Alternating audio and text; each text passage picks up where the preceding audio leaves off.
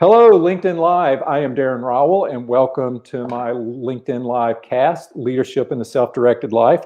And with us today, we have my good friend and colleague, Nihar Chhaya. Nihar, thank you for being here. Before we get kicked off, I want to just go over the topic of today and a few sort of guidelines to help us all be effective.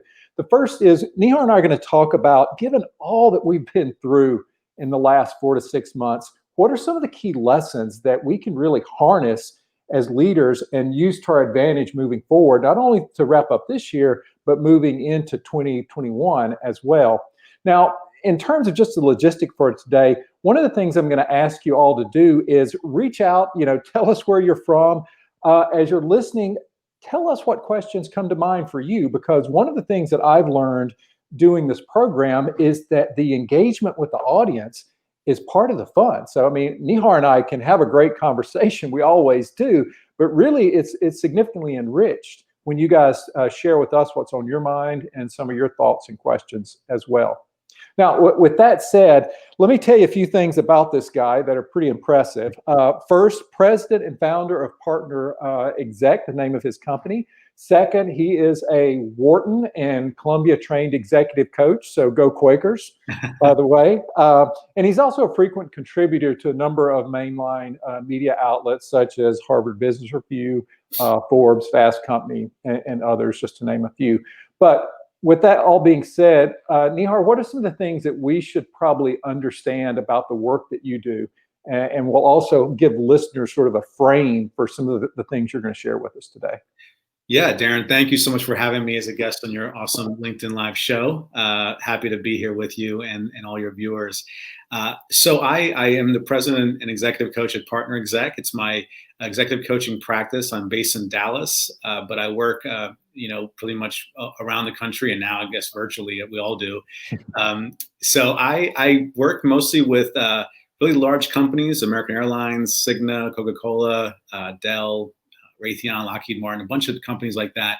And I pretty much started my own company after working with two pretty big consulting firms. One was Korn Ferry Hay Group, and the other one was CEB Gartner. So I had a chance to kind of do coaching for many years on behalf of the bigger shops.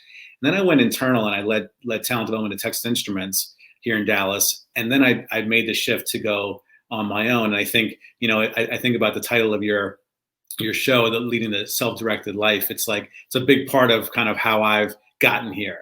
And we can talk a little about that later. But essentially, my coaching is really about helping really, really smart leaders and really successful leaders influence at the next level. So the biggest challenge they usually deal with is not necessarily having to learn more on the technical side, but really more about how to influence people, how to be more strategic, how to be more interpersonally effective, and how to scale out their impact across large companies and large organizations. So that's a little bit about what I do, and I'm happy to talk a little bit more about it as we talk.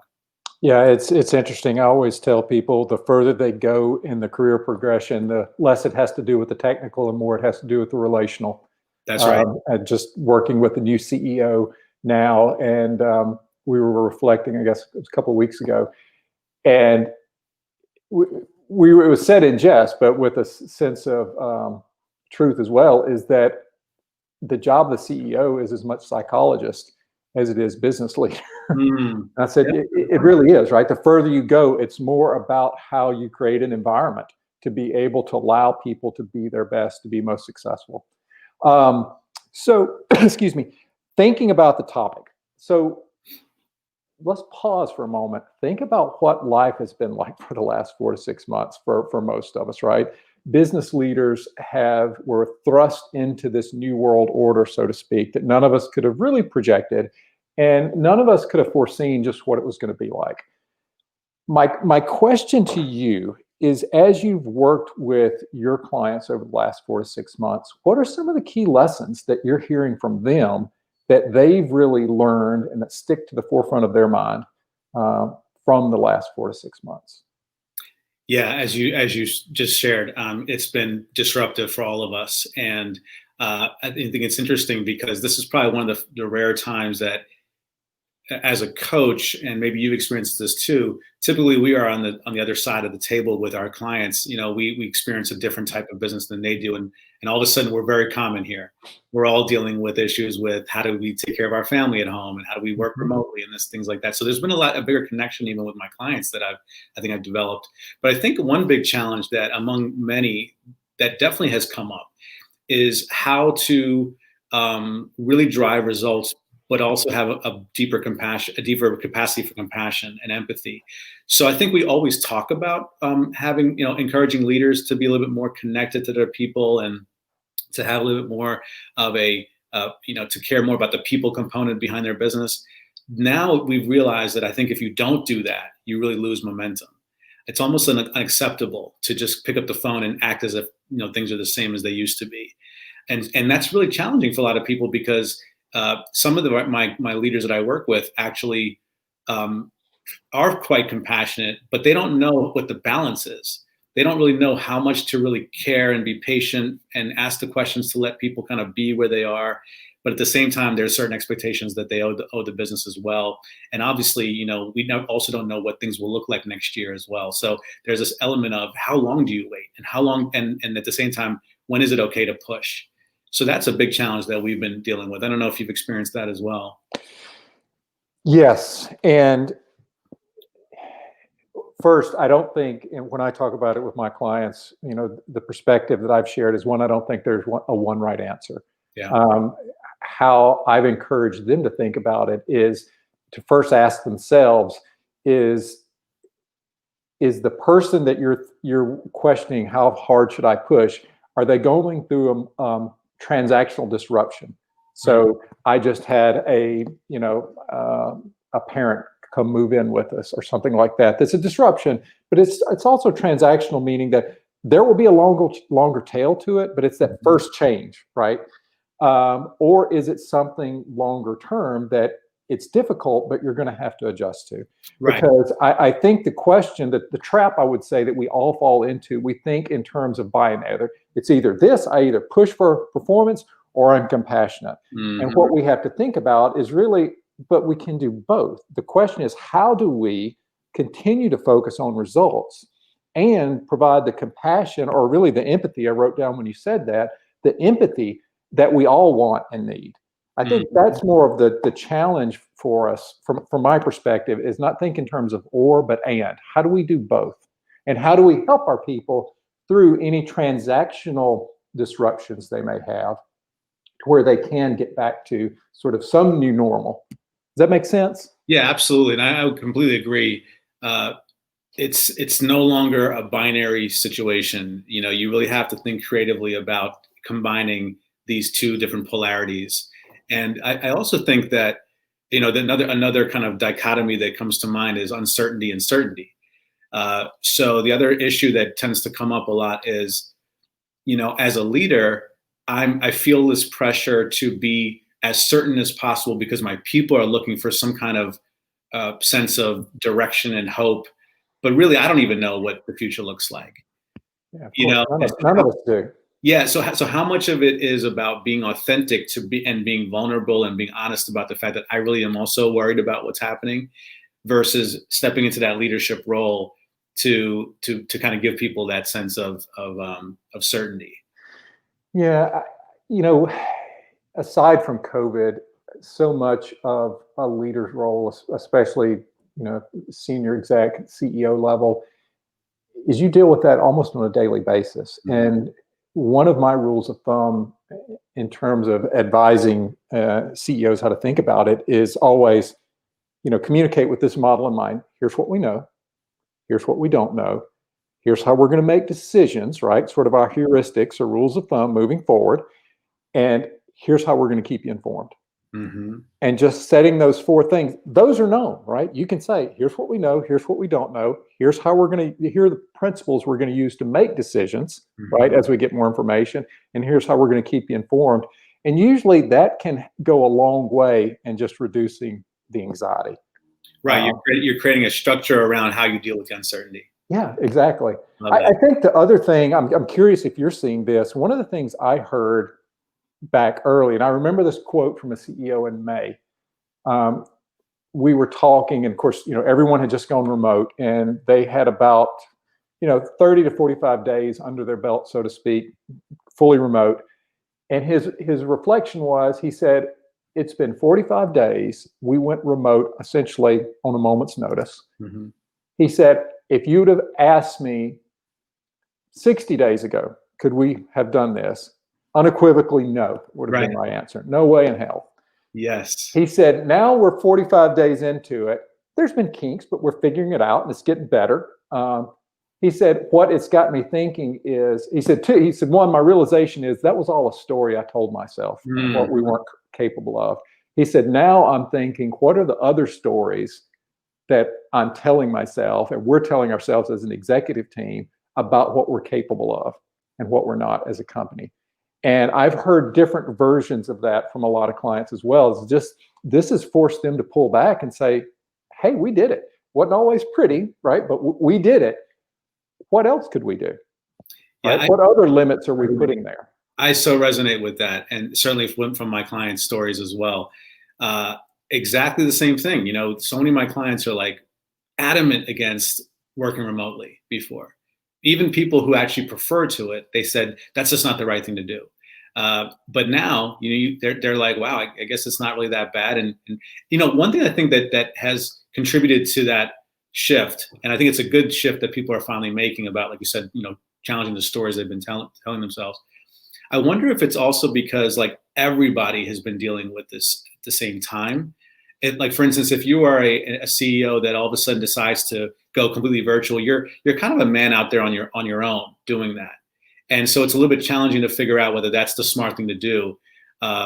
Whereas every company you can think of has had to deal with this problem, and so there's a little bit of kind of, I guess misery loves company, or maybe a little bit of less risk in the fact that we're all dealing with it.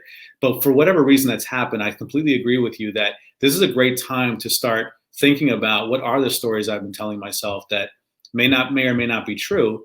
And how do I start flexing that muscle of adaptability? Because we do know that being a successful CEO or even mid-level leader, you may never, ever understand. There might not be a perfect blueprint, but adaptability is a muscle that will always be valuable. Absolutely, no matter what the future brings. So let's shift gears again and thinking about all these lessons, these experiences. How can leaders harness those, right, to really start to build momentum to close this year out strong, but also build momentum going into next year? What are some of your thoughts there? How do we build upon these lessons? Yeah, I think so. One thing that I've worked with clients on is the idea of, we talk about setting up vision, creating a vision, like in normal times we do that. But I think the idea now is to start being comfortable with accepting the reality.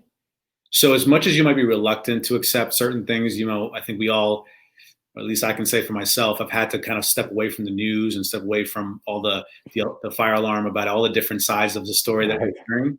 And a lot of that, I think, is coming from a lack of accepting the fact that we don't know what's happening. But once you accept it, then you can make a vision that, in my mind, even if you're wrong, you're still ahead of the curve. Like, you've actually decided to think about, what does second quarter of 2021 look like? And I don't know really what it looks like, but here's what I know that I want us to feel, or I want us to operate like, regardless of whether things get better or worse. And so I think here's a time where, to get that momentum going, it's going to be really helpful to start tapping into imagination, start tapping into shared dialogue about the things that are concerning us, but also what's hopeful for us. What are the things that we'd like to have, in an ideal world? It might even be the best opportunity to reinvent yourself, because, we've actually found that, I can even say for myself, like, I thought about starting my own business for many years, but it wasn't until I got to a place where, it was pretty obvious the writing was on the wall, now's the time to do it, that I took the leap, and I never looked back. I think in the same respect, we're living in a place right now where a lot of people might get the impetus to finally make that leap, whether it's a company leaping into a brand new strategy or a brand new way of working, or if it's an individual thinking, I'm going to actually try to pursue my dreams of a self-employment life or a different company. I think that's a tremendous point, both for individuals and for companies. I will tell you from some of the companies that I work with, or we may not be working together now, but I still have close relationships, and I'm talking with some of the senior executive CEOs there. They basically are asking themselves that questions like, hey, there's some things we've been wanting to do, but especially if they're much larger companies, sort of the political environment factors into what we can do, and if we're publicly traded, all those things factor in, and they're thinking, this is the great, convenient, true, but convenient excuse to make some hard choices that we need to make, right? To move boldly into some new directions. But that same logic, as you just said, is equally, and maybe even more important, equally true, more important for us as individuals. Why not take some risk, right? To reinvent ourselves.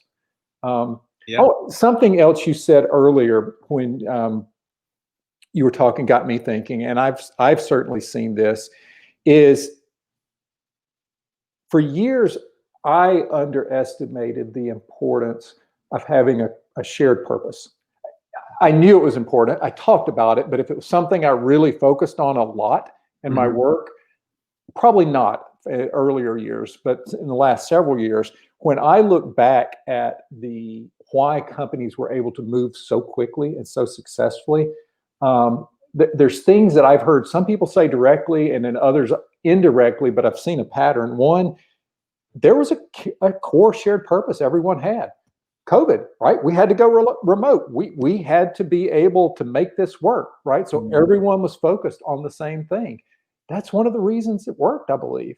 I think the other reason is just what you said, misery loves company, but however you want to frame that, we do know from principles of change management, when we're in a shared experience, it makes it's sort of this buoyancy that we all have because you're going through the same thing I am, right? So we're able to sort of be all in it together. I think those are a couple of really powerful lessons that would be easy to overlook. They've been effective now, and they can be very effective. Research shows us having that core shared purpose is incredibly important. But there's a study, I think, last year that came out from Ernst & Young and Harvard Business Review that just talked about the financial performance of companies, and it's pretty substantial. So I think that's another point that we should be thinking about. How do we use this to really create that new shared purpose for whatever the journey is going to be? We don't have to know where it's going to lead us totally, but we know that we're on this next phase of the journey together. Yeah, and I love that point, and I would actually build on that where, because I've had this discussion with a few clients around, because there's a shared purpose, or at least a shared experience that we have, in many ways, your competitors might be your allies now. You might even broaden your perspective on engaging with people differently that you may never have engaged in a certain way. So let me give you an example.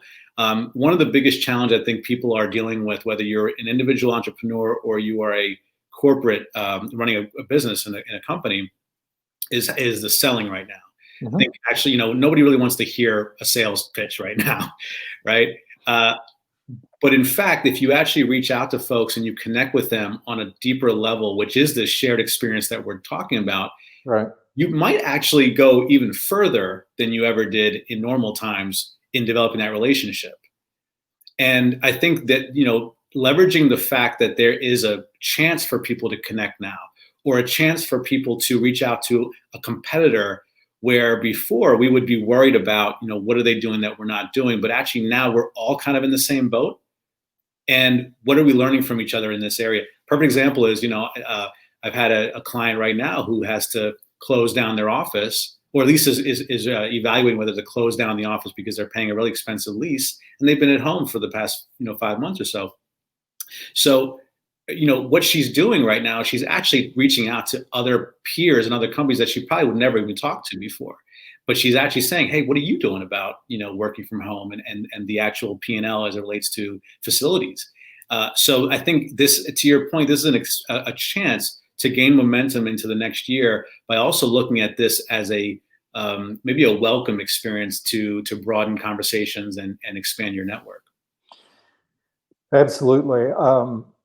I hadn't thought about the reaching out to possible competitors, but that's a great point. The other thing that comes to mind in terms of lessons that I think could and should be pulled forward is that as so many leaders have had to figure out how to manage in a virtual world, one of the things that many of them are hearing, and I've certainly seen this over the years because I've worked virtually, for a big chunk of my career, I think probably as you have, is when you're virtual, it requires you to do a much more intentional job of setting performance expectations Yes. and thinking about the structure you put in place to help support people.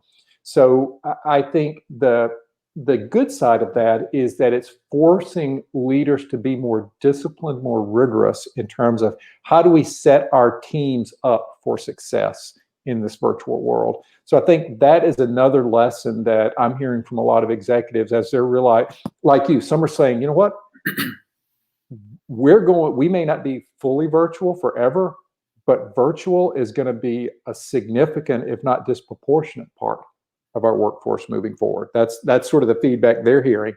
And so they're saying now, in that new reality, what's the scaffolding, the structure that we're going to need to put in place for our workforce to help them? And it's not just making sure people have webcams and good Wi-Fi, right? It's really thinking more in terms of how do we set goals? How do we provide feedback? How do we stay in frequent conversation to where it feels as if or better than if I just walk down the hall and, hey, Nihar, you got 5 minutes? Yeah. Let me check with you on this.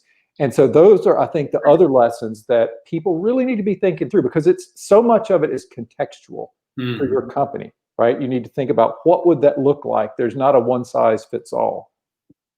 Yeah, absolutely agree. This is an opportunity for people to start evaluating what the right mode of communication is, and even be creative with that, because I think, like you said, I have so many clients that say things like, I miss being able to just walk by somebody's desk on the way to the bathroom, where that's where we had the relationship. And a big challenge that I'm helping leaders with right now is, how do you actually continue to build your brand in your organization? How do you continue to expand your network when everybody feels very distant and they're mentally distracted? It feels a little bit weird to call everybody you work with, or especially people you don't know, to say, can I do a 30-minute Zoom call with you? And it's like, people are busy, right? And they already have things to do at home. And one of the things we talked about was, like, one thing that I think the millennials do well that a lot of people like me and Gen X and maybe the boomers don't do as well, is texting. I don't really do texting, but I found that in situations where somebody called me and then texted me something, it created a comfort level for us to then text later.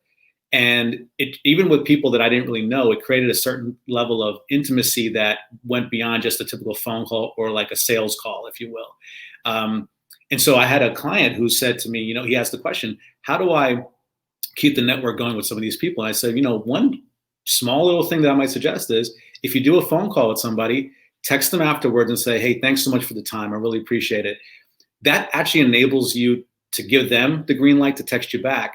And it creates that connection offline. In other words, it takes you from this place of either we never talk to each other because we're not in the office, or we're constantly bothering each other with business meetings. But now we get a chance to create some familiarity.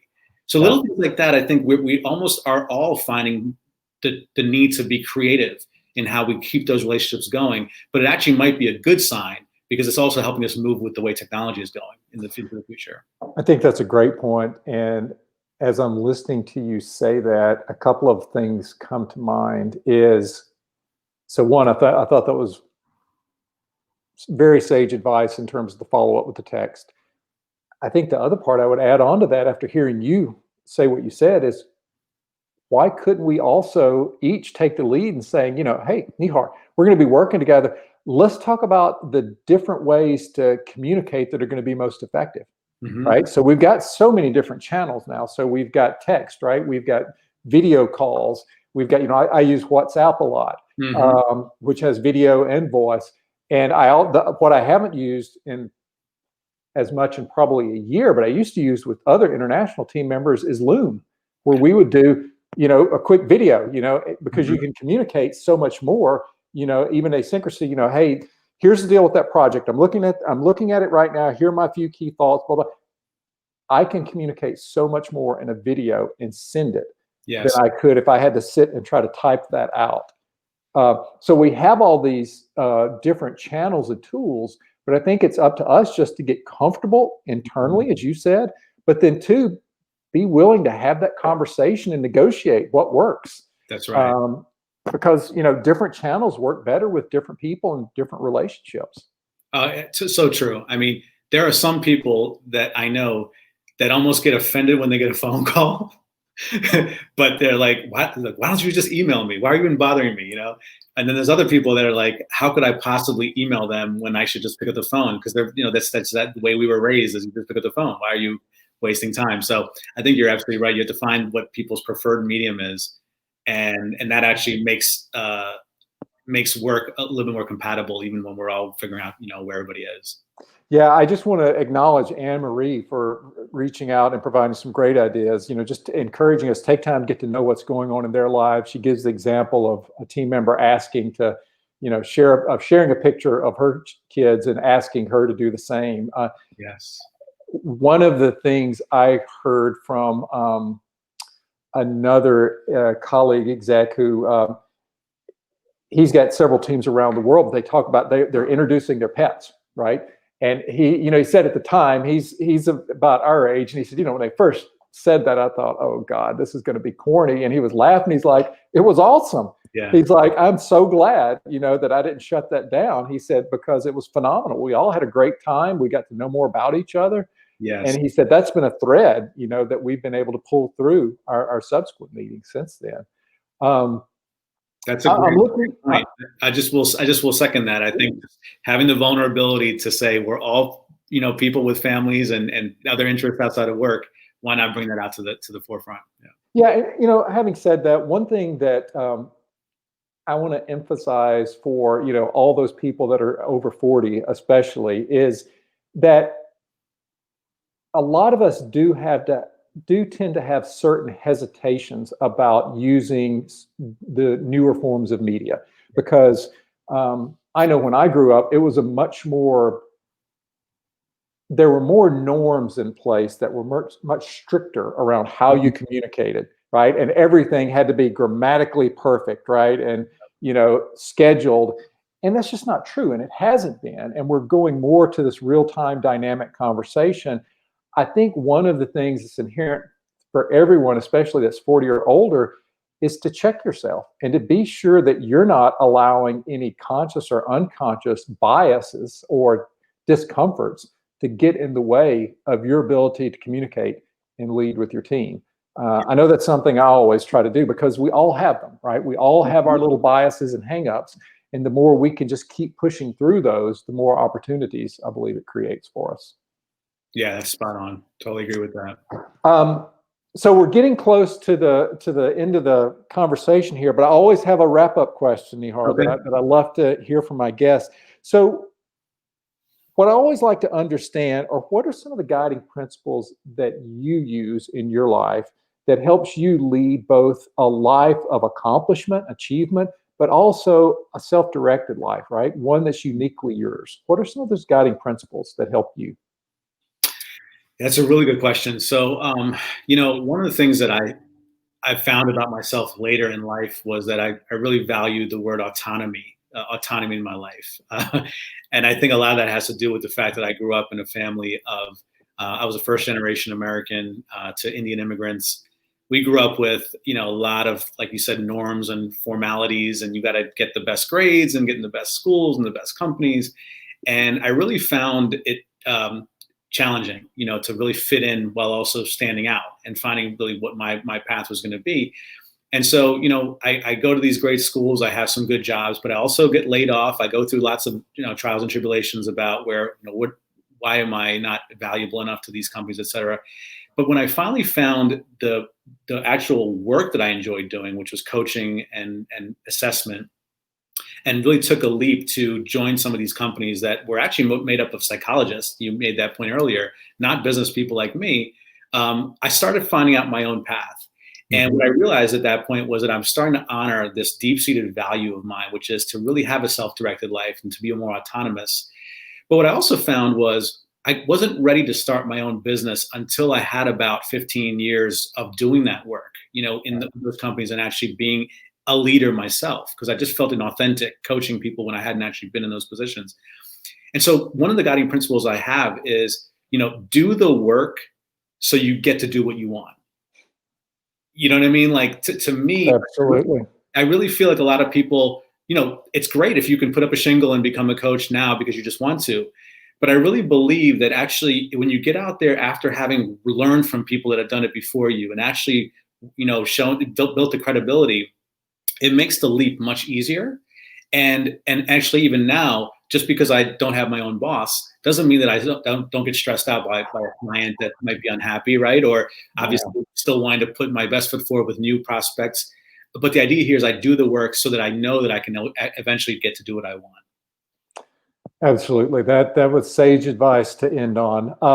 Anything else that you would like to just share with us or have us think about before we wrap up?